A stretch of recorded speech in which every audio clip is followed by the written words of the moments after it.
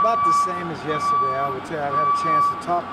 The good news is I spoke to both. The one who's more serious, certainly, we had a little conversation. Here's what made me feel good today. Well, I had both officers laughing at different times. I guess if I was looking at me, I'd laugh too, but they both laughed. And the one who's much more serious, certainly, we're still waiting because there's some procedures that need to be done to get him on the road to recovery. And that hasn't happened yet, but certainly taking good care of him here. So. When we hear about any officer being shot, it's a serious situation. Here, being shot in the neck, that's a big deal. It is a big deal, and certainly I, along with the DPD family, his family, we're concerned. But I'm optimistic, and we follow what the doctor's prognosis is. He's going to be fully recovered.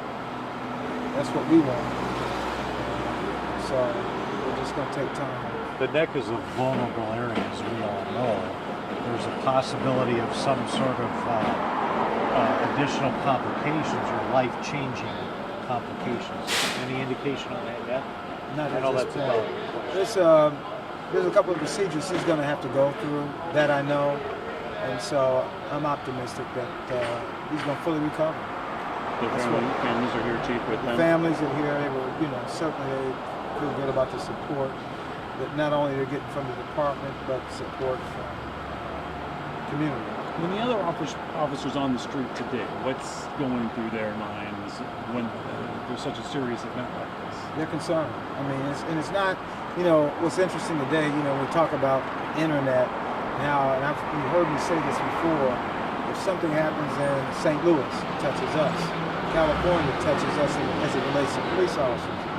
So when a police officer is attacked, like our officers were in this violent manner, it touches a lot. I've gotten calls from other parts of the country, certainly praying for our officers.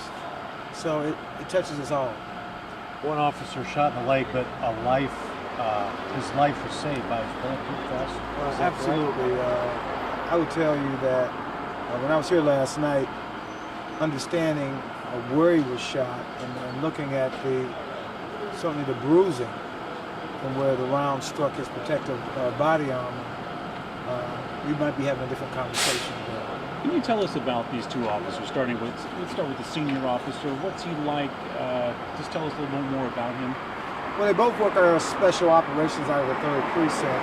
I would tell you the senior officer, a 20-year veteran, certainly looked up by many, had a chance to work narcotics. So he understands the streets. He's been in the streets his entire career. He's been very effective, going into places where others don't go in terms of going after the most violent. And so he certainly wasn't fearful. Part of making this neighborhood safe that they were in yesterday, he understood the other part of that mission is trying to find the killer of our other hero out at Wayne State. So he's certainly been a mentor to many, well respected. Likewise, a young officer with less time, 4 years on. He enjoys his work. He looks forward to getting back. These guys are partners? We're partners. Wife and kids involved in this? Yes, we met the children, spouses. They're both dads?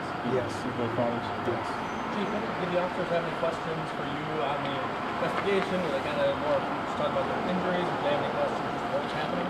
Yeah, well, the one officer did ask me some specific questions, which certainly I can't go into here because it's part of what we're doing. I mean, we are still very early in this investigation. But again, just outpouring of support from all places. And so, very appreciative of that. Let me ask you to go one more level. What does a special ops officer, how is that different than just a regular officer in the 3rd Precinct? I guess each precinct has a special operations unit. I guess the best way to describe it, they're more into proactive policing. So for example, if there's a complained of location in the precinct, say involving drug sales, they'll go in, surveil the location, initiate an arrest if necessary, get warrants.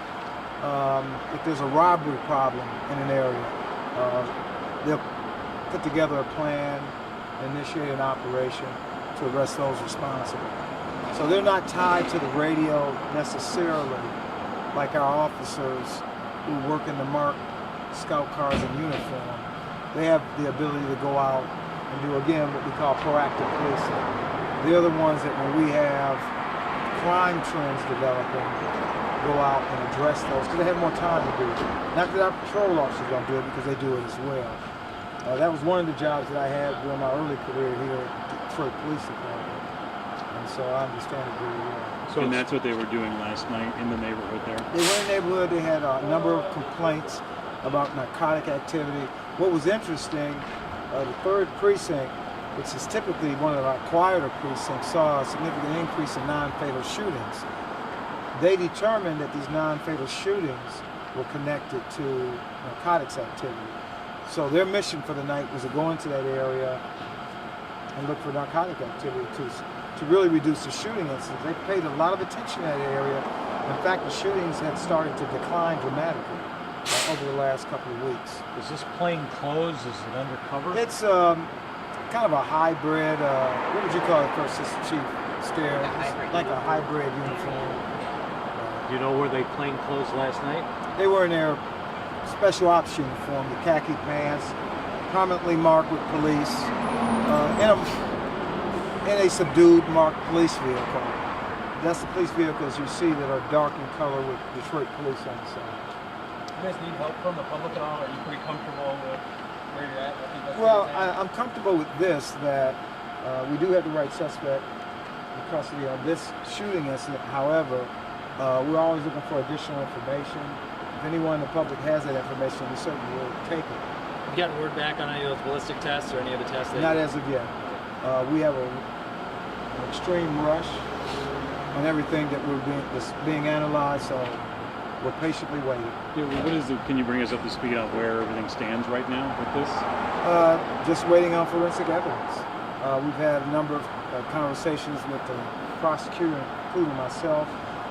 She is certainly up to speed, Prosecutor Worthy. And so, again, she sends well wishes to our officers as well. On the other hand, Mr. Durham over at Henry Ford, he could be at some point released and then taken into custody. Do you know what his status is? Last heard he was stable. I don't know about him being released. I've not. No, I'm not saying that's imminent, but at some point he could be. I mean, certainly if he's not charged, but I anticipate a charge. That's my anticipation. 2 men in here. I don't want to say lucky, but oh my gosh. American heroes, two of Detroit's finest. We've had these meetings too much. I mean, late last year, you know the stories, 3 of our heroes fatally injured, several incidents where our officers were ambushed, and here we are, beginning of the year, 2 more of our heroes shot. Body armor and a neck wound. So close. Very close. Again, we could be having a different conversation today.